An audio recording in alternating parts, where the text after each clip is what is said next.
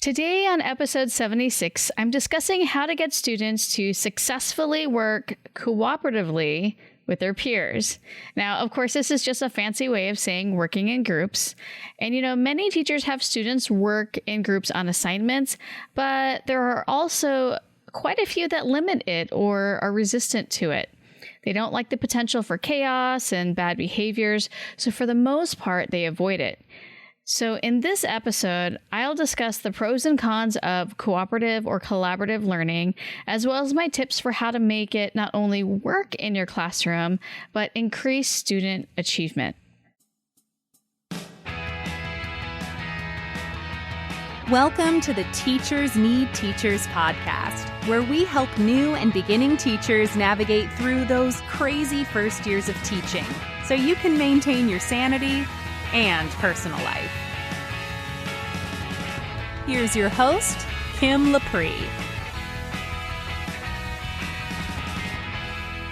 Welcome to the Teachers Need Teachers podcast, a proud member of the Education Podcast Network. I'm your host, Kim Lepre, and this is the podcast for new and beginning teachers who don't want to just survive those first few years, but actually thrive. I am super happy to bring you this episode today because I truly believe in the power of group work. I've even converted some reluctant teachers who now fully embrace it.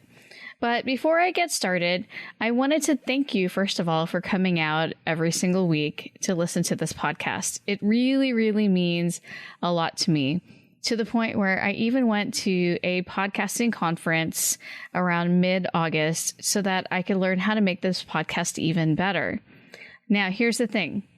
I love that I get emails from you guys. First of all, I hear from a lot of you who have questions or comments or tell me how a particular episode helped you. And I seriously can't get enough of that. I get so excited when I get emails from you guys, and I do respond to every single one of them. And I love that I can provide this information for you.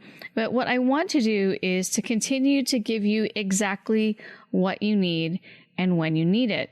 And the best way for me to do that is to ask you to tell me what you need. So I've actually created a survey that I'm asking that you fill out. You can find it at teachersneedteachers.com/survey.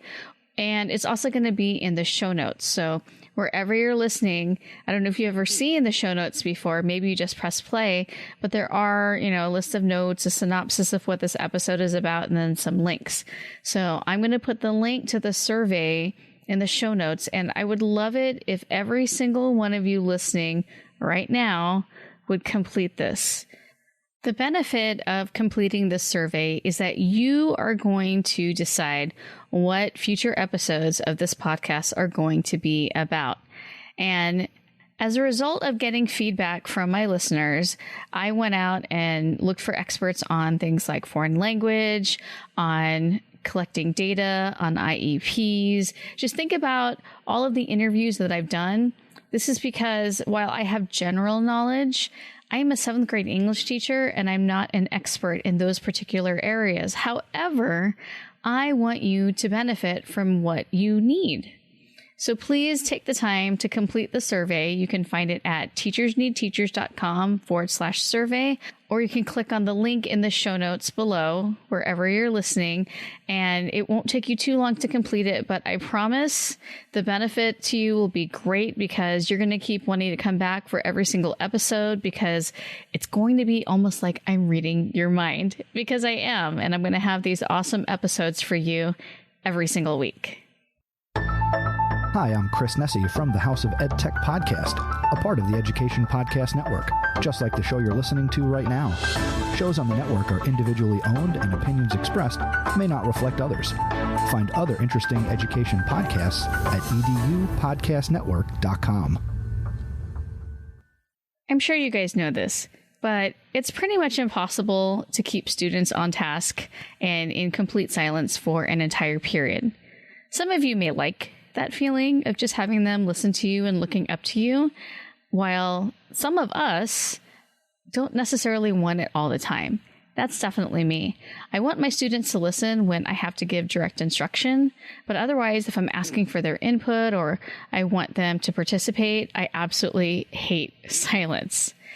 Plus, students who are sitting there looking at you, they're probably just playing the role of a student who's working, but in reality, they're tuning out from the lack of opportunity to talk to their peers. They need a mental break. I mean, think about it when you're at a staff meeting. It's hard for adults to sit in silence as well. Or think of when you're in professional development and someone is talking at you for a long time. How long can you give them your undivided attention before you want to check your phone, you want to check your email, you start doodling, you start looking around, maybe you have a conversation with your neighbor, and it definitely applies to students. So one of the things that I love about group work or any kind of collaborative learning is that it does switch gears for students and it keeps them on task for most of the period. So along with that, there are other benefits to cooperative learning. First of all, multiple brains are always better than one. Students struggle through an activity and they tend to fill in each other's gaps in knowledge when they're working together. I've seen so many times where a student just sort of keeps going down this rabbit hole and they keep answering questions incorrectly because there was no one there to catch their misconceptions. When you work in a group, yes, sometimes someone will point out that you're incorrect, but at least you know that you're incorrect and you can fix your course. But if it's just you working by yourself and then a teacher grades it, by the time we grade it as teachers, they've already decided that this is the right answer. We've already moved on and they didn't have a chance to really work it out. They didn't know any better. Also, students end up teaching each other. So with my last example, if we're working together in a group and you have an answer that I think is incorrect, we're going to talk about it. And if it turns out that, in fact, you were right, I just learned something, and vice versa. So students, they inadvertently teach each other and help clear up misunderstandings, which is definitely a benefit. They become actively engaged in their own learning. Also, there's the productive struggle. When students are trying to problem solve together, there's just this sense of we're in this together, and that really does help them push through. I don't know if you've seen them try to tackle something that really stumps them, but they are so engaged at that moment, and I absolutely love seeing that. So the productive struggle part in a group is much better than just the productive struggle individually. They also obviously learn life skills. It's important to be able to work with other people. And this year, I've had several students say, you know what, I just work better together. Or, you know what, Ms. Lepre, I just honestly prefer to not work with my peers because blah, blah, blah, blah. They give me all these reasons, or I try to avoid group work. And I get it, working by yourself means that you can focus, that you can do things your way. And while there are some solo jobs, especially now that we're more of a gig economy where there's a lot more contractors, everyone has to work with others at some point in their adult lives. And in school, they're going to have to keep working with each other in groups. So this is something that, we can reinforce and teach in our classrooms every day. Plus, it also teaches students tolerance. It can be hard to work with someone you don't get along. I mean, you and I know that. We've worked with difficult students when we were students. We've worked with difficult adults in various jobs, but we have to learn how to compromise. And students learn this well in groups. Now, of course, there are some downsides to working in groups. I'm not going to lie. It's not, this utopia when we have group work. More often than not, the more assertive, or, if you want to call them alpha students, they tend to take over. And, even if that person is incorrect, they want to lead and have everyone follow them, even if it's off a cliff. So they've got this idea and they're positive it's right. And because they're just so assertive, everyone's like, okay, fine. And they just go along with it. And then the whole group is wrong. And everyone is very mad at that one student. Also, one student could end up doing all the work, and a lot of times not by choice. They may have group members that don't want to do anything, that are off task the entire time, and that one student doesn't want to get a bad grade, so they're just going to do all the work so that they can be done. And depending on the grouping, a student could end up having to teach the content to everyone, and they're not stretched or challenged. So if you remember, I mentioned that they inadvertently teach each other, which is a benefit of group work, but also it could end up where, because they spend so much time just teaching the basics and teaching what they already know, they didn't have time to push themselves and explore. And also, I'm not going to lie, group work can be difficult to manage. This is why some teachers are uncomfortable with the controlled chaos involved with any type of group work. And let's be honest, not all students can handle this. For some students, the moment that you assign them group work, they want to goof off. They are asking if they can come up with their own groups. They're talking across class. They feed off of that controlled chaos, and they just can't focus. It's almost just like, oh, I get a mental break now that I don't have to be quiet. It's quiet time. Now, a lot of times, though, I have found that happens when students have to sit for a really long time without getting a chance to talk. If they just have to listen or be lectured at for a stretch, then you give them group work, they just have to release and empty the cup before they can possibly come back and be on task. And finally, with group work, introverts, they don't really have much of a say or much power. They often either secretly work alone, I'm sure you've seen that, or they get pushed around in a group, or the group decides on something and that introvert just kind of, nods their head but does their own thing, so they're not really working in a group. So, you have to decide if a certain assignment would benefit from cooperative learning or not. So, you want to ask yourself some questions about, with that skill or concept that you're learning or that the students are learning, is it something that they can just practice on their own? Do you want them to struggle with it with their peers first? So for me, when students are first learning a skill or a concept, we do it together as a class. I'm huge on the I do, we do, you do model. I really have found that for all levels, even with my accelerated, it really benefits their learning. So, we do it together as a class, and then they work on it in groups. When everyone is fumbling around trying to work it out, it's actually less threatening for the students when they make a mistake, because they're working it out and it's one of their peers who's like, okay, yeah, oh no, I think you missed that step. Or when you were multiplying, you forgot to move over the decimal or something like that. It's a lot less threatening for them to make that mistake in the group than when I call on them and they made that mistake. So a lot of class time is spent on working cooperatively in groups in my class. And I've also found that in terms of grouping, 3 to 5 works best. Fewer than 3, and it's just partner work, right? Or they're working individually, and more than 5, it's a mess. Someone always seems to be left behind and forgotten in larger groups. So I would keep the size manageable. And in terms of how to group students, this is a huge discussion, and there's so many different ways that you can group students. So I just want to tell you my observations. First, I think it's important to give introverts a choice with whom they work. It's already exhausting for them to interact so much, but they'll have an easier time speaking up if they're friendly with their group members, or if there's someone that they feel safe and comfortable with. In fact, I'm going to tell you, there have been times when I've grouped introverts together. I originally thought that they weren't as engaged, and it felt really strange. And I felt bad because everyone around them was talking and working excitedly. But then when I would talk to that group, they were actually super grateful to be able to have that headspace to work without a more gregarious group member talking over and talking endlessly.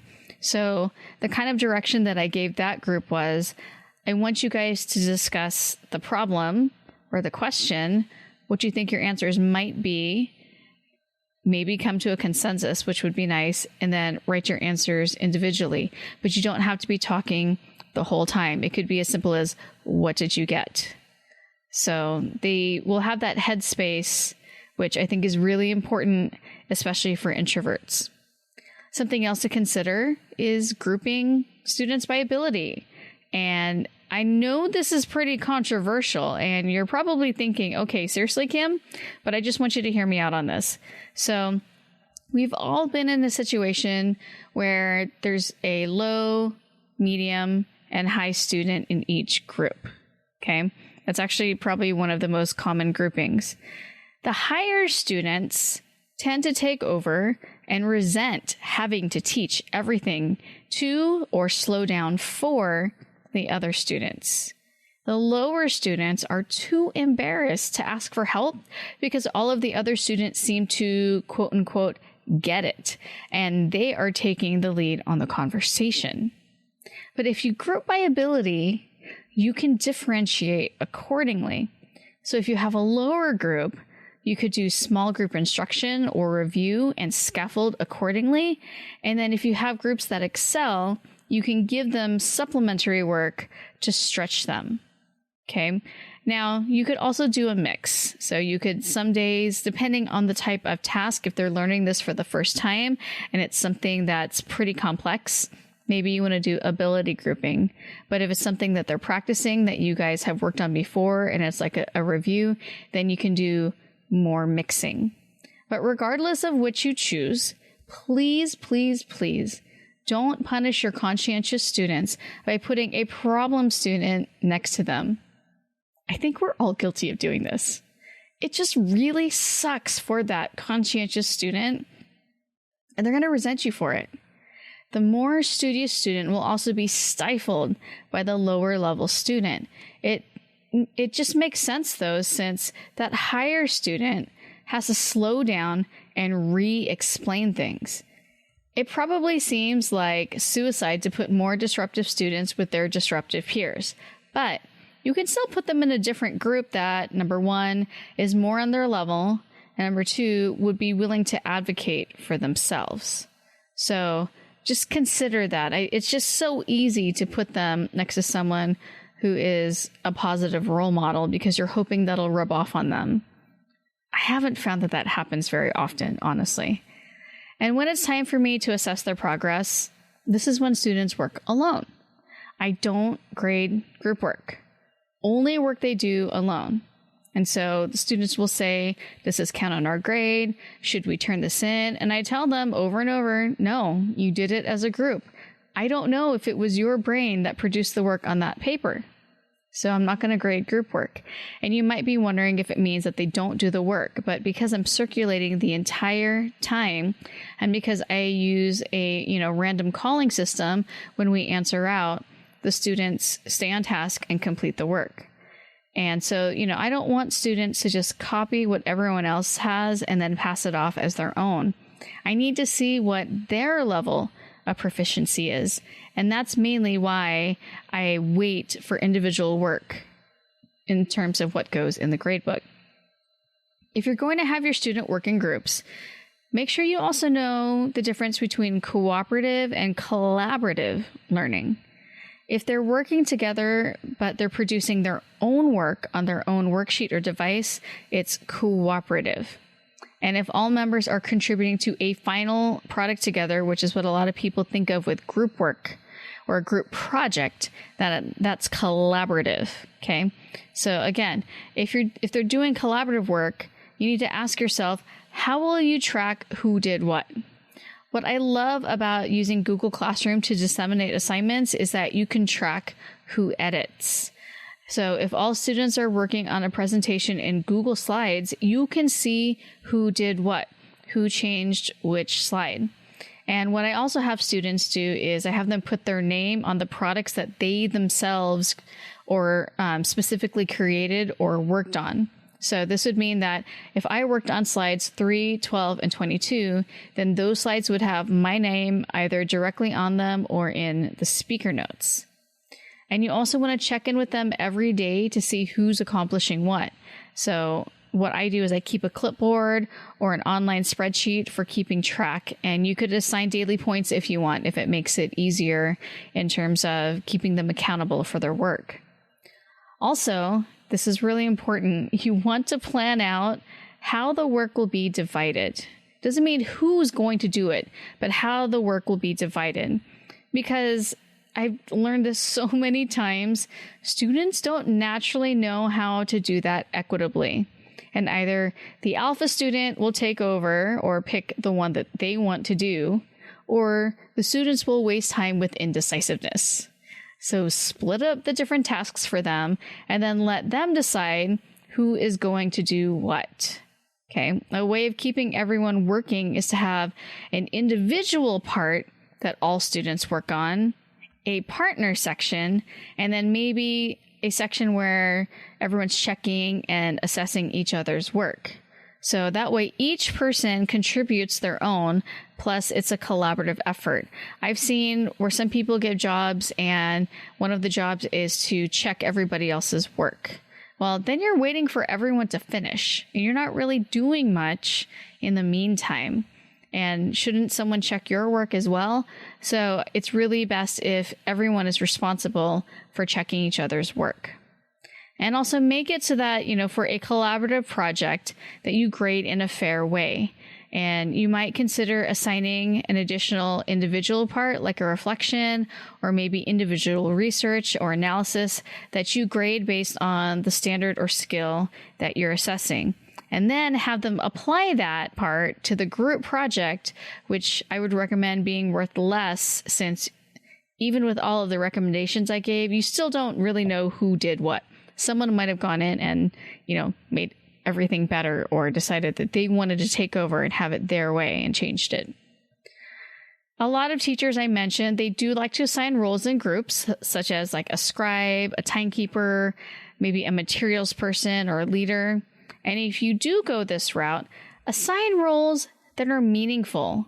For example, if students are working on a collaborative project, a timekeeper can be handy, but a product checker is a boring job if they don't get to do anything until the end. Remember how I mentioned that? And also, unless it's just a discussion, a timekeeper is going to be bored throughout this process because all they're doing is watching the time.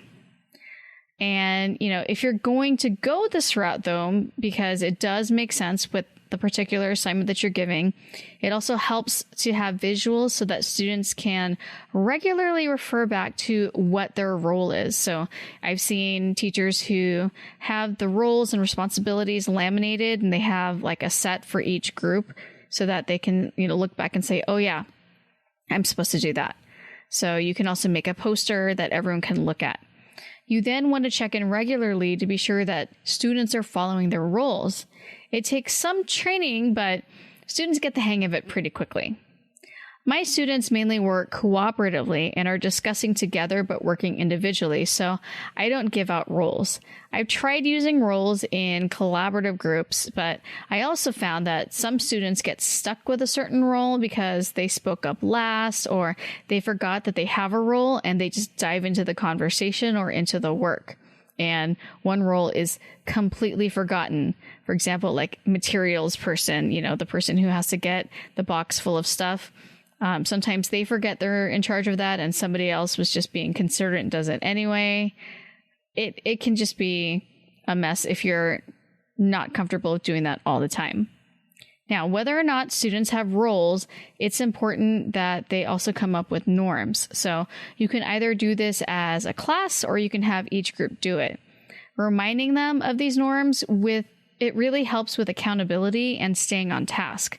Some good norms that you could use involve, stay on task, contribute fully, put forth your best effort in your particular part of the assignment.